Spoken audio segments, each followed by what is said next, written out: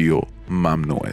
رادیو ممنوعه. سلام عرض میکنم خدمت تمام مخاطبین عزیز چنل رادیو ممنوعه. امروز اومدیم تا براتون داستان یکی از اعترافات عزیزان رو بگیم. ضمناً این رو بگم که برای حفظ آبروی اشخاص اسمهایی که در داستان گفته میشه با اسمهای حقیقی متفاوته. قبل از اینکه بریم سراغ داستان یادتون نره چنل رو سابسکرایب بکنید و اگر از داستان خوشتون اومد ویدیو رو لایک بکنید و اعترافات خودتون رو میتونید به چنل تلگرام ما که آیدیشو در دیسکریپشن میذارم بفرستید.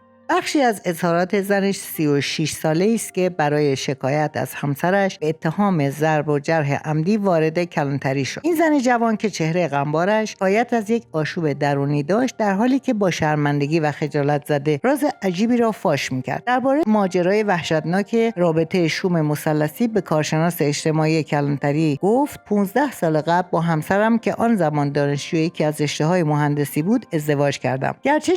گرچه جمال دانشجو کارشناسی ارشد بود و به همین دلیل در تنگنای مالی قرار داشتیم، اما از این ازدواج بسیار راضی و خوشحال بودیم. با اینکه حتی برای اجاره منزل از اطرافیانمان پول قرض می‌گرفتیم، اما پشتکار و تخصص همسرم آینده خوبی را نوید میداد. به همین دلیل هم خیلی زود روزگار سخت به پایان رسید و همسرم در یکی از ادارات مهم شهرمان استخدام شد و پله‌های ترقی را طی کرد تا جایی که به عنوان یکی از مهندسین سرشناس مطرح شد. طولی نکشید که صاحب بهترین امکانات و خانه و زندگی در منطقه بالای شهر شدیم. با به دنیا آمدن اولین فرزندم خوشبختی ما کاملتر شد و من هیچ کمبودی را در زندگی احساس نمی کردم. اما متاسفانه پول و شهرت و لذت‌های زودگذر آرام آرام به کم رنگ شدن معنویات در زندگی ما انجامید. اون نه تنها خودش به هیچ چیز اعتقاد نداشت، بلکه اعتقادات اطرافیان ما رو نیز به سخره میگرفت و اونا رو با نیش و کنایه مورد تمسخر قرار میداد. اون برخی از اعتقادات مذهبی رو خرافه میدونست و در اعتقادات نشأت گرفته از فرهنگ غرب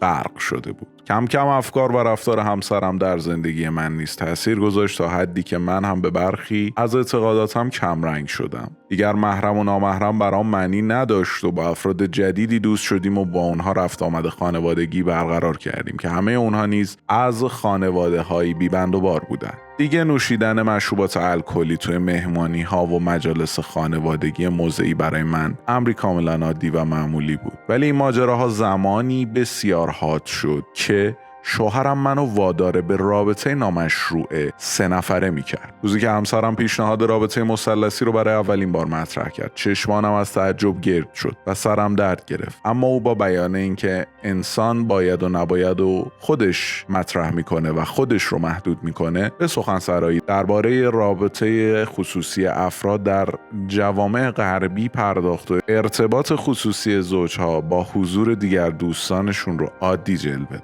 اون انقدر فلسفه بافی کرد که بالاخره من تسلیم این خواسته شدم. اگرچه این کار وحشتناک بین دوستان خانوادگی ما رواج داشت و طوری برای اونها عادی بود که انگار هیچ مخالفتی با برقراری رابطه خصوصی در حضور فرد دیگری نداشتن، اما من نمیتونستم این صحنه‌های زننده رو تحمل کنم. دیگه پول و لذت‌های زودگذر بنیان‌های آشیانمو سست کرده بود. این رفتارها بر ضد اعتقادات مذهبی من بود. در حالی که من هنوز به این اعتقادات چندان کم رنگ نشده بودم، داشتم از خودم تنفر پیدا می‌کردم. دیگر هیچ چیزی در زندگی منو شاد نمی‌کرد و همه چیز در سیاهی و تاریکی فرو رفته بود. وقتی برای دومین بار همسرم چنین خواسته‌ای رو از من داشت، مقابلش ایستادم و اونو تهدید به شکایت کردم. این گونه بود که همسرم به شدت عصبانی شد و منو زیر مشت و لگد گرفت. من هم به کلانتری اومدم و دیگه حاضر به زندگی در کنار فردی با این افکار کثیف نشدم. شایان ذکره که با دستوری از سوی رئیس کلانتری این پرونده حساس به دایره مددکاری اجتماعی سپرده شد و به طور ویژه مورد بررسی قرار گرفت. زندگی همچون رودخانه است، یک تداوم، تولد بعد از تولد، مرگ